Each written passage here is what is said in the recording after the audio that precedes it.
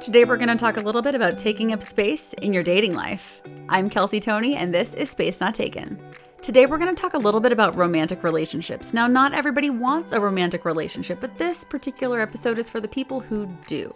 Not only is this episode for the people who want a romantic relationship, but it's also for the people who don't yet have the romantic relationship that they want. Dating advice is a little bit ridiculous because everybody has an opinion and everyone is unique, and so nobody's advice is actually perfect for you. But I do have a few things that I feel like I did pretty well when I was dating just a few years ago after my divorce, and I figured I should share them because I was really good at taking up space when it came to dating. I think that taking up space in the dating realm was one of the first times that I ever realized that I needed to be bigger than I had been, that I needed to be braver than I had been, and I feel like I did this part pretty well. So a few years ago after my divorce, I found myself completely expanded. I was alive in ways that I hadn't been in such a long time. I was free in ways that I hadn't been in such a long time. And honestly, I was thriving.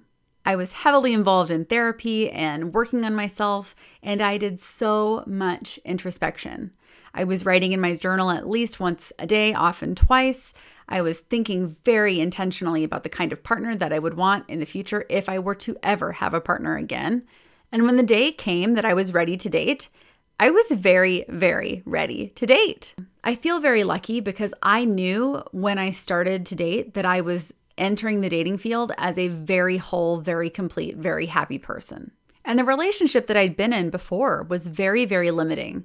And of course, the marriage that I had just left had been so limiting. I had felt so restrained and so trapped and so unable to be myself that even though there are so many places in my life that I still feel like I'm uncovering, there are still parts of myself where I'm still learning how to take up space. In this particular case, in the case of a romantic relationship, I knew what I would never endure again, straight up. There were certain things that I had experienced that I had lived with that were non-negotiables. So even though I don't know what I'm talking about in tons of different ways in this life, this is one of the things that I think I did pretty well. So I'm going to give you a couple of ideas today on how to take up more space when you're dating. So the first way that you can take up space in your dating life is to take up space in your regular life. When your life is a big hollow, a potential partner can come in and kind of do whatever they want. But when your life is already full of the things that make you happy, they have to fit into what you have curated for yourself. And you don't have to just accept the things that they offer you and then set up shop around them.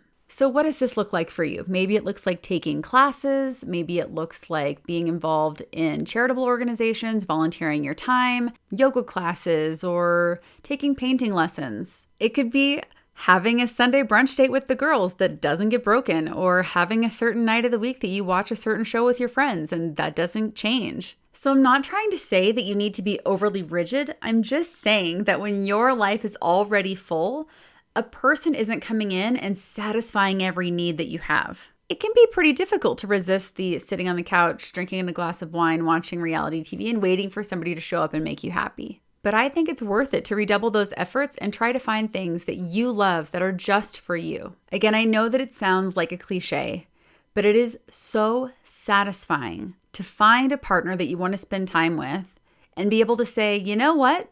I would love to spend time with you. I would love for this relationship to continue. But if you disagree or if you want to do something else, I'm good because my life is whole and intact.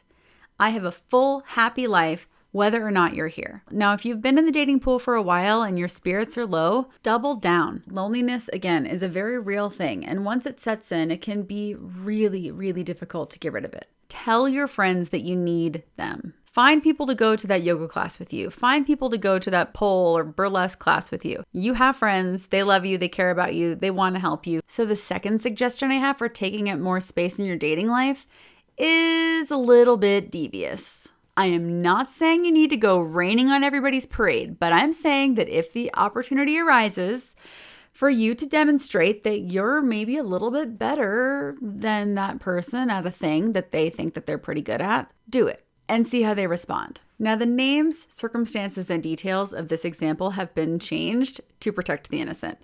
But here's a scenario. Say you're on a date with someone and they say that they are the best singer. They are so good. Everyone tells them how great they are. Everyone wants them to sing every time there's an opportunity. And you yourself are really great at singing. Don't be afraid to show them that you're also a great singer. If that person diminishes you or reduces you or talks down to you or implies that they are better than you at the thing, that's not a great sign.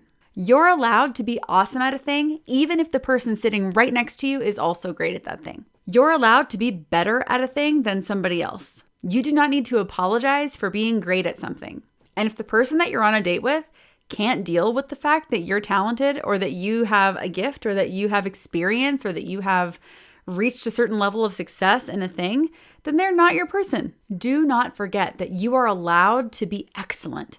You're allowed to be excellent at things that people maybe wish you weren't excellent at. Your excellence is not a burden, and it does not take away from anyone anything. I've really struggled through my life at being somewhat good at lots of different things, and feeling like my being kind of good at lots of different things meant that I was doing something harmful to other people. That's not true. I'm allowed to be good at stuff.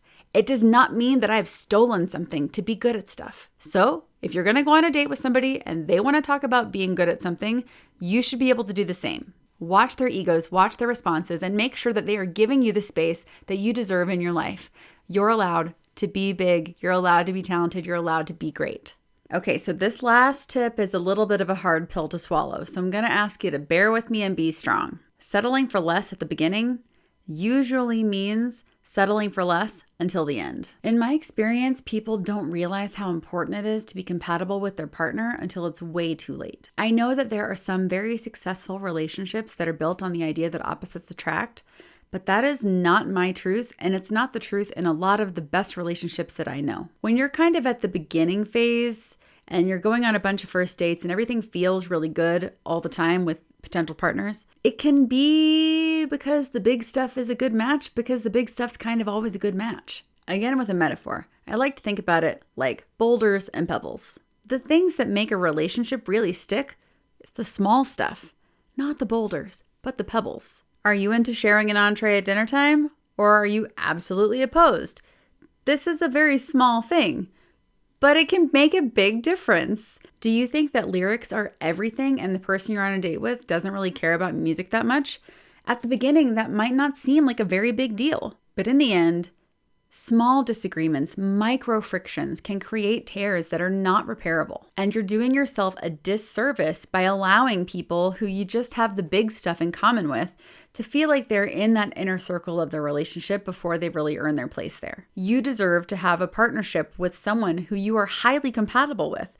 And I don't mean like 75, 80% compatible with. I mean, it's worth it to hold out and find a person that you are very compatible with, where your daily lives are friction-free. When I met my husband, I had no idea that you could be so compatible with a person.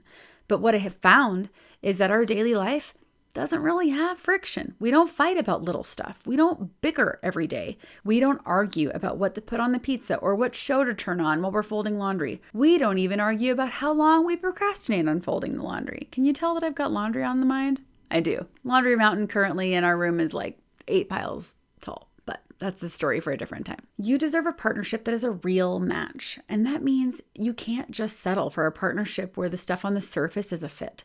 You need to dig deeper, and you need to make sure that potential partnership matches on the teeny tiny itty bitty levels, because that's the thing that will make a lasting relationship next level. Now, I know it's rough out there, and I know it is really, really hard to find a person that you want to spend time with at all, let alone for the rest of your days. But I've experienced both kinds of loneliness. Loneliness without a partner and loneliness with a partner. And I gotta tell you, I think the second one is worse. It's a very specific type of pain to be in a relationship that should be the right one, and it isn't. And you are alone, and you are lonely, and you're in the same bed with someone. And those situations happen because we think that it's going to be good enough. But good enough isn't good enough. And you deserve more than good enough, even if you have to be alone for a little while longer. Taking up space in your life means realizing that you are whole even if you don't have someone else around. I know it can be awful to hear the same dating advice over and over, and I also know that it can be really hard to take dating advice from someone who's currently partnered. But I just want to encourage you to take up every single inch of your life on your own. You deserve to live expansively, and you deserve to fill every corner of your own life. You deserve to be your own best friend. You deserve to be your best defender. You deserve to be your own perfect partner first. Dating is so rough. It can chip away at your self-esteem. It can chip away at your sense of self. It can chip away at your identity. But you have to believe at the end of the day that nobody deserves to take up space in your brain and your heart more than you do. So take a deep breath and fill that space. You deserve it. Thank you so much for listening today. I hope this was an encouragement. The voicemail box is open now on Spotify for podcast page, so click the link wherever you're listening today and leave a voicemail with questions, comments, suggestions, and of course, if you have a story to share about giving up space or reclaiming some, if you'd like to be considered as a guest co-host, don't forget to email me at spacenottaken@gmail.com. I'm Kelsey Toney. You can find me at kelseybtoney.com or all over the internet at kelseybtoney.